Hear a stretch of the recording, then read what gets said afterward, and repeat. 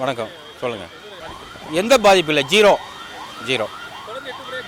அவர் கட்சி வச்சு தான் ஜெயித்தார்.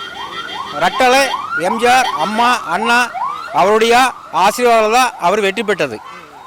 மீண்டு கோபிச்செட்டிப்பாளையம் தொகுதி எடப்பாடி அண்ணா பொதுச் செயலாளர், நிரந்தர முதல்வர், வருங்கால முதல்வர் யாரை கையை நீட்டுறாரோ அதிகப்படிய 8 தொகுதியில் ஈரோடு மாவட்டத்தில் அதிகப்படிய ஓட்டு வித்தியாசத்தில் கோபிச்செட்டிப்பாளையம் வெற்றி பெறும். வெற்றி பெறக்கு தொண்டர்கள் காத்து கொண்டிருக்கிறார்கள், கஷ்டப்படுவார்கள். ஓயாதே வெற்றிக்கு உறுதுணையாக அதிமுக தொண்டர்கள் இருக்கிறார்கள்.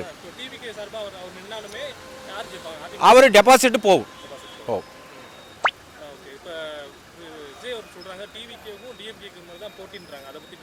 எப்படி? ஆஹா, அது தப்பு. இது அதிமுகங்கிறது ஒரு பெரிய ஈக்கம்.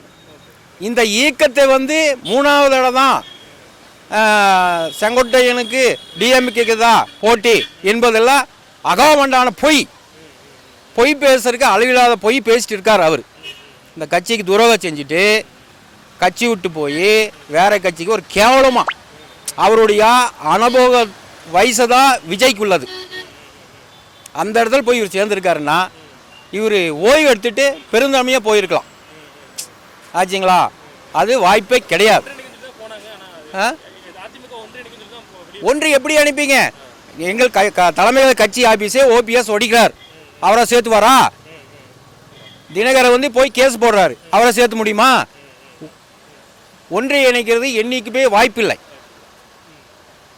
தமிழகத்தில் மீண்டு புரட்சித்தலைவர் எம்ஜிஆர் அம்மா எடப்பாடியார் தலைவர் அமைய அது எந்த கொம்பனாலும் அசிக்க முடியாது. அதிமுக கோட்டை நான் தான் சொல்லிட்டேங்களே. செங்கோட்டைங்கிறது அதிமுக கட்சி வச்சு தான் கோட்டை.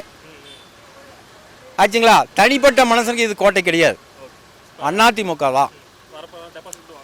கண்டிப்பாக வாங்க மாட்டார். பார்ப்போம்.